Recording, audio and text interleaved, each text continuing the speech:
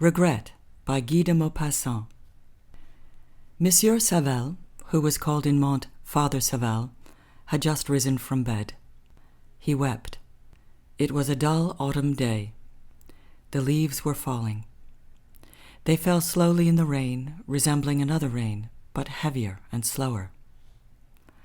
Monsieur Savelle was not in good spirit. He walked from the fireplace to the window, and from the window to the fireplace. Life has its somber days. It will no longer have any but somber days of 62. He is alone, an old bachelor, with nobody about him. How sad it is to die alone, all alone, without the disinterested affection of anyone. He pondered over his life, so barren, so void. He recalled the days gone by, the days of his infancy, the house of his parents, his college days, his follies, the time of his probation in Paris, the illness of his father, his death. He then returned to live with his mother. They lived together, the young man and the old woman, very quietly, and desired nothing more. At last the mother died. How sad a thing is life! He has lived always alone, and now, in his turn, he too will soon be dead. He will disappear, and that will be the finish. There will be no more of Savelle upon the earth. What a frightful thing! Other people will live, they will laugh. Yes, people will go on amusing themselves, and he will no longer exist. Is it not strange that people can laugh, amuse themselves, be joyful under that eternal certainty of death? If this death were only probable, one could then have hope. But no, it is inevitable as that night follows the day. If, however, his life had been complete, if he had done something, if he had had adventures, grand pleasures, successes, satisfaction of some kind or another. But now, nothing. He had done nothing, never anything but rise from bed, eat at the same hours, and go to bed again. And he has gone on like that to the age of 62. He had not even taken unto himself a wife, as other men do. Why? Yes, why was it that he was not married? He might have been, for he possessed considerable means. Was it an opportunity which had failed him? Perhaps, but one can create opportunities. He was indifferent, that was all. Indifference had been his greatest drawback, his defect, his vice. How some men miss their lives through indifference! To certain natures it is so difficult to get out of bed, to move about, to take long walks, to speak, to study any question. He had not even been in love.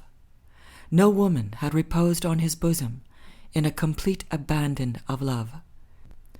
He knew nothing of this delicious anguish of expectation, of the divine quivering of the pressed hand, of the ecstasy of triumphant passion.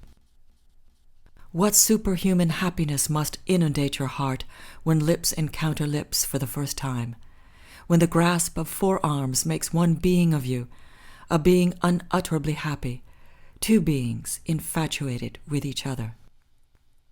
Monsieur Savelle was sitting down, his feet on the fender, in his dressing gown.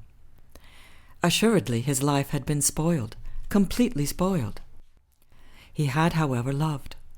He had loved secretly, dolorously, and indifferently, just as was characteristic of him in everything. Yes, he had loved his old friend, Madame Saudre, the wife of his old companion, Saudre. Ah, if he had known her as a young girl! But he had encountered her too late. She was already married. Unquestionably, he would have asked her hand. That he would. How he had loved her, nevertheless, without respite, since the first day he had set eyes on her. He recalled, without emotion, all the times he had seen her, his grief on leaving her, the many nights that he could not sleep because of his thinking of her. In the mornings he always got up somewhat less amorous than in the evening. Why? Seeing that she was formerly pretty and plump, blonde and joyous, Sodra was not the man she would have selected. She was now 52 years of age. She seemed happy. Ah, if she had only loved him in days gone by. Yes, if she had only loved him. And why should she not have loved him, he, Savel, seeing that he loved her so much? Yes, her, Madame Sodre. If only she could have divined something. Had she not divined anything? Had she not seen anything? Never comprehended anything? But then what would she have thought? If he had spoken, what would she have answered? And Savel asked himself 1,000 other things. He reviewed his whole life, seeking to grasp again a multitude of details. He recalled all the long evenings spent at the house of Sodre when the latter's wife was young and so charming. He recalled many things that she had said to him, the sweet intonations of her voice, the little significant smiles that meant so much. He recalled the walks that the three of them had had along the banks of the Seine, their lunches on the grass on the Sundays, for Sodre was employed at the sub-prefecture. And all at once the distinct recollection came to him of an afternoon spent with her in a little plantation on the banks of the river. They had set out in the morning, carrying their provisions in baskets. It was a bright spring morning, one of those days which inebriate one. Everything smelled fresh, everything seemed happy. The voices of the birds sounded more joyous, and the flapping of their wings more rapid. They had lunch on the grass, under the willow trees, quite close to the water, which glittered in the sun's rays. The air was balmy, charged with odors of fresh vegetation. They had drunk the most delicious wines. How pleasant everything was on that day! After lunch, Sodre went to sleep on the broad of his back. "The best nap he had in his life," said he when he woke up. Madame Sodre had taken the arm of Savel, and they had started to walk along the river's bank. She leaned tenderly on his arm. She laughed and said to him, "I am intoxicated, my friend. I am quite intoxicated." He looked at her, his heart beating rapidly. He felt himself grow pale, hoping that he had not looked too boldly at her, and that the trembling of his hands had not revealed his passion. She had decked her head with wild flowers and water lilies, and she had asked him, "Do you not like to see me appear thus?"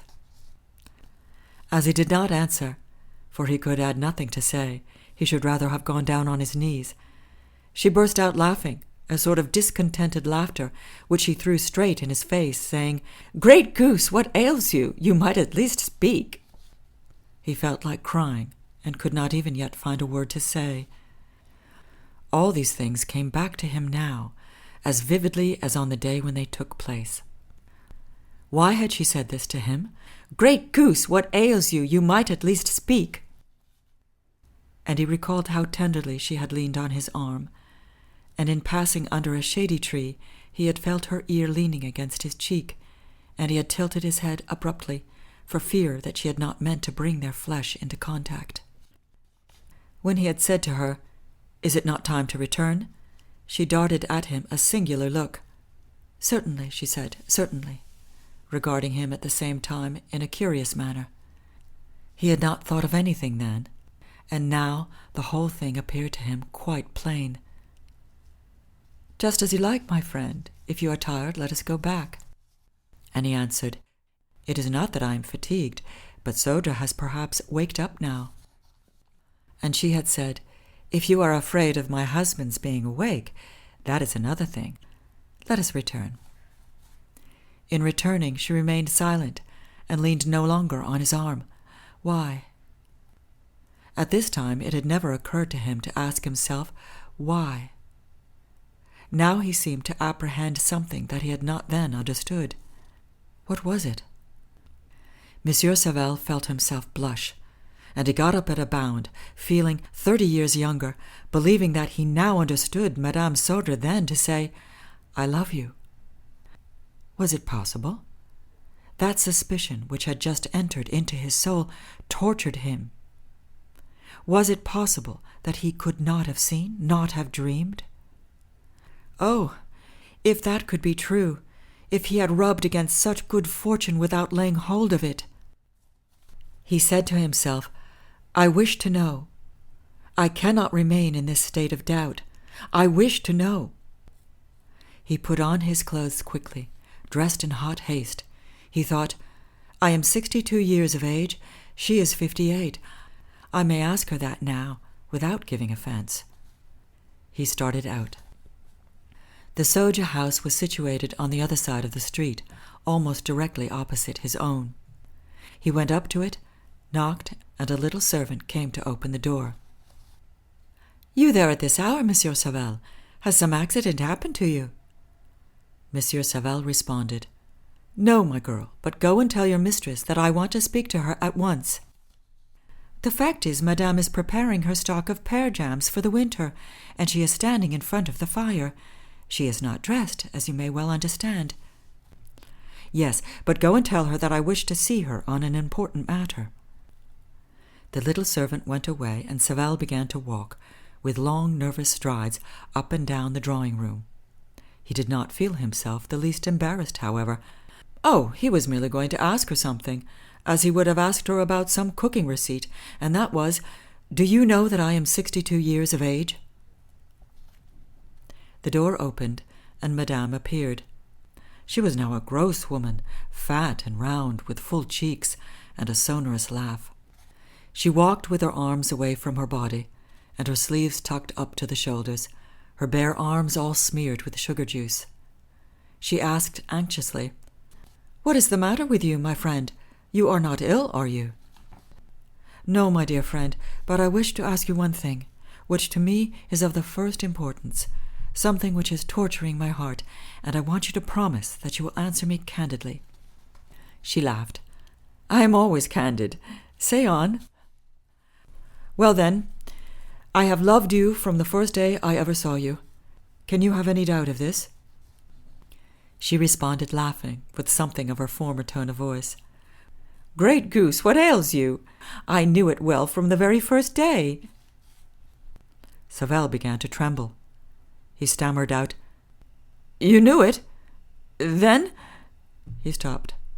She asked, Then what? He answered, Then what would you think? What would you have answered? She broke forth into a peal of laughter, which made the sugar juice run off the tips of her fingers onto the carpet. Aye, but you did not ask me anything. It was not for me to make a declaration. He then advanced a step toward her. Tell me, you remember the day when Soja went to sleep on the grass after lunch, when we had walked together as far as the bend of the river below? He waited expectantly. She had ceased to laugh, and looked at him straight in the eyes. Yes, certainly, I remember it. He answered, shivering all over. Well, that day, if I had been enterprising, what would you have done?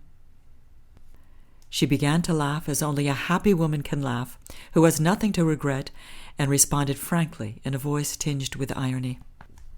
I would have yielded, my friend. She then turned on her heels and went back to her jam-making. Savel rushed into the street, cast down as though he had encountered some great disaster. He walked with giant strides through the rain, straight on until he reached the river, without thinking where he was going. When he reached the bank, he turned to the right and followed it. He walked a long time, as if urged on by some instinct. His clothes were running with water. His hat was crushed in, as soft as a piece of rag, and dripping like a thatched roof. He walked on, straight in front of him. At last, he came to the place where they had lunched so long, long ago, the recollection of which had tortured his heart. He sat down under the leafless trees and wept.